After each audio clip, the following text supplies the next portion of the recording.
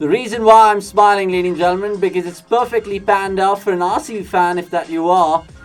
They are sitting top of the table because everyone has lost out. We'll dissect it, of course, with Lara. I'm talking about the Punjab Chennai aftermath. What has gone on? We'll tell you all this and much more in Criclytics Man versus Machine.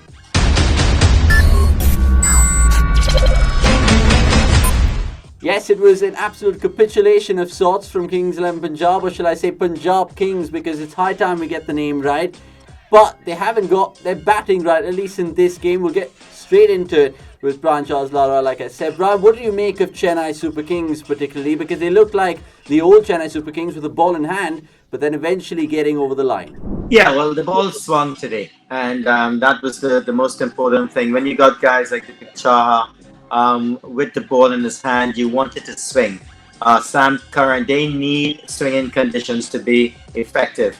And that that's what did the Punjab Kings batting, and some really false stuff. But I think it was excellent bowling, and again, it's just thrown the tournament so wide open. It's still early days, and the way how Chennai Super Kings performed in the first game, you would think it was very hard to see them with that sort of lineup that they have, getting teams out and chasing small totals. But they did it today.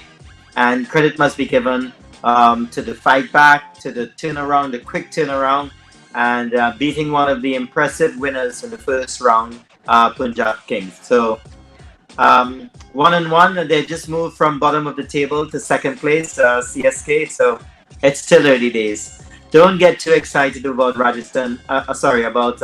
Royal Challengers Bangalore, please. I'll try not to, Brian, but right now the signs are good. Let's, of course, talk about Punjab and, in particular, their batting. Now, it was Jadeja brilliance, of course, with that Rahul and Gale wicket, but Nicholas Pooran was bounced up at Deepak Chahar. Which wicket really surprised you, Brian?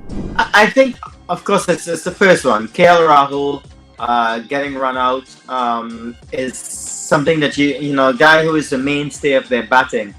You don't expect him to be attempting these sort of singles. Chris Gale is not a quick runner between the wickets. So actually, I was kind of confused and surprised that they ran through for that single. So, but it just shows you, Jadeja, he is exceptional. You're feeling with 12 guys when he's on the cricket field. He's just unbelievable. Yeah, he is. We've seen that time and again. Let's, of course, move on to the Criclytics Man versus Machine, because I'm really excited to, of course, unfold the results to Brian, and it would be music to his ears because he's got 3-0 down tonight. It's not a day to remember. Brian, we'll just take a word quickly before we get into the predictions. Not happy with your predictions, are you? Not really, but it's early days, and the gap between myself and the machine is so large that getting some encouragement, keeping everybody interested, and I'll get it right. Don't worry about it. It's early days, different conditions popping up every day. You think that the Wankhede Stadium was just oozing runs. Now we see a team just barely getting over 100. I mean, who can predict these things? I don't know, but it'll take me some time. Well, I can tell you for a fact that our Criclytics machine predicted quite a bit of things today. We'll get to the batsmen first. And Brian, in this regard, you chose, of course, Mayank Agarwal. Now, he was dismissed by an absolute snorter by Deepak Chahar. Probably would have got every right-hander out in the league. It was that good. The ultimate match winner, and the match winner in terms of the batsman, I should say, was Shah Rukh Khan. Now, don't be mistaken, viewers, we're talking about the Punjab number 6. How impressive was he? Because jokes apart, he could strike the ball. Yeah, he could strike the ball, and whilst everyone looked in trouble, he looked pretty comfortable. He needed some partnerships. That did not happen in abundance for him. And but I mean, for someone to almost score 50% of his team's runs, it's a great effort. Hopefully, they will pick things up. It's not a one-man show, but credit must be given to him for at least giving them something to try to defend. I'm talking about Deepak Chahar next in terms of the predictions. It was still 0-0 at this stage, and you went for Jai Richardson. Of course, didn't have the runs on the board to bowl his heart out. The machine went for Dwayne Bravo, who got 1 wicket, but Deepak Chahar 4 for 13. Brian, he has the best T20 figures, which is of course 6 for 7, but this 4 for 13 spell, you'll remember for a long time. Yeah, yes, he will. And coming off of the back of the first game and the performance there where the ball was not swinging, he got it to swing. Beautiful delivery, as you said, to get Agarwal out. And it's just shows you that, the experience is there. And the team just have some wicket-taking bowlers. The conditions just have to suit them.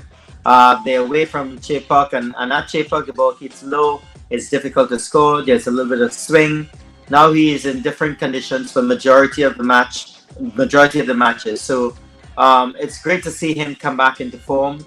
It's great to see CSK come back into form. But his spell tonight was definitely, for me, had the biggest effect on the game. And maybe a spell of the tournament so far, but only time will tell if there are better ones to come, because you saw Henry Russell pocket 5 for 15 the other day. Let's move on to the all-rounder, speaking of which, because Moeen Ali thrived all right. He got that all-important wicket, but he also did manage to get a lot of runs with the bat. But you went for Sam Curran, who was there, who did place pup, but not as big as Moeen Ali, and hence Criclytics went 1-0 up here, Brian.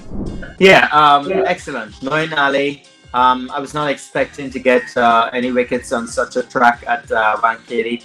Batting at number 3 as well. I didn't know if the openers were going to last. I felt that he was going to come in really susceptible to the new ball, but he played excellently. And the way how the bowling looked in the first few overs, the batsmen were at sea. They were barely surviving. Inside edge, outside edge, ball hitting them on the pad. So you think, it's just a matter of time before one goes and the next one goes. You felt that, Punjab Kings was still in the game. Yes, they got the wicket of Gaikwad, and in strode Moeen Ali, and immediately struck one of the sweetest extra cover drives I've seen. And he's such a beautiful sight when he's in full flow. But he played well, and that always well for CSK in the future. When you have somebody playing so freely, I think he's got all the shots. He can pull, he can cut, he can drive. I just think that today, deservedly, he played that all-rounders role very well. Yeah, there's something about left-handers and their majestic drives. I mean, we should just ask Brian about that, because he's done it time and time and again. Let's move on, of course, to the wicket-keepers. And wicket-keepers, Brian, I don't think you'll be a happy man if I tell you how you got really ousted in this one. KL Rahul, he scored 5. MS Dhoni didn't bat, he didn't take a catch. All he did was win the toss and end up on the winning side. And KL Rahul actually pipped you to the post in terms of the run prediction. What's your first thoughts? I think it's just, I'm quite happy with the fact that MS Dhoni didn't have to bat. I think it'd be a shame if they had him batting and if they lost a game that they bowled so well. So I don't mind the absentee of MS Dhoni. KL Rahul could take the points, the machine could take the points, but at the end of the day, he wasn't needed out in the middle, and for CSK, that's a good thing. Yeah, I felt really bad for you, because I actually had to call up the data team and ask them, wait, is this all right? Because I think Brian's prediction has just been pipped, and he was like, look, those are the rules. And unfortunately, you went 2-0 down here, and it got worse for you, because the misery was compounded further, because you said Punjab and eventually it was Chennai. So the machine won, the Criclytics machine doing the unthinkable tonight, ladies and gentlemen, going 3-0 up and winning it against Brian Lara. Of course, with him going wrongly in the predictions too. Why did you say Punjab? Do you think that they had the edge going into this game? In hindsight, do you think you would have changed your prediction? Looking at the teams that played in the first round, the way how they batted, no, they totally batted out of character. The likes of Puran not getting any, KL Rahul, Agarwal, those are the guys that really score the majority of the runs for Punjab Kings. So an aberration maybe, not getting any runs in this match. I don't think it's something that you're going to see on a regular basis. Their problem last year was not their batting, was their bowling, their inability to get the opposition out and defend totals. So I don't feel that they should be overly worried about the situation. Get back into the nets, look forward to the next game, and look forward to scoring a lot of runs. I think you could say that about yourself right now in terms of the Criclytics predictions. Get back in terms of those nets and those points out there, Brian, because you're well ahead of the machine. But it's of course good to know that you're still in the lead, and we'll hope that that it gets even Stevens at some point in time, so there's more banter along the way. Having said that, though, we'll wrap up this particular show, but thanks yet again, Brian Lara, for making your presence felt. Thank you for having me.